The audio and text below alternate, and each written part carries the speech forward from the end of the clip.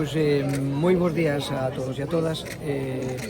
Bueno, un enorme placer estar no barco, estar en Valdeorras, estar nunha terra que tanto precisa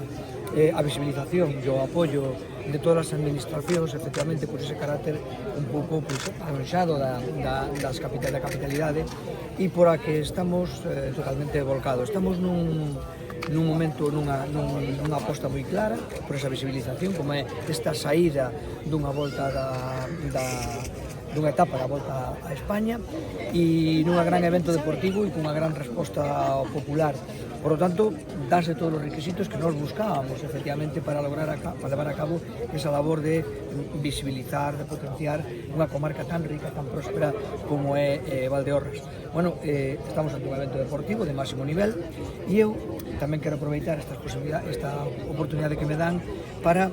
reivindicar a cordura e a mesura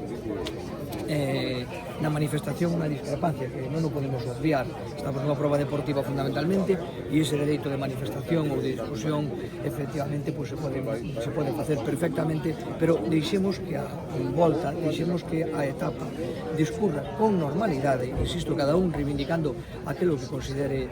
procedente, pero que o faga con normalidade, sobre todo preservando a seguridade dos corredores e dos integrantes da comitiva. É absolutamente fundamental este chamamento que fago realmente a que a volta sexa o que todos pretendemos, que é unha gran etapa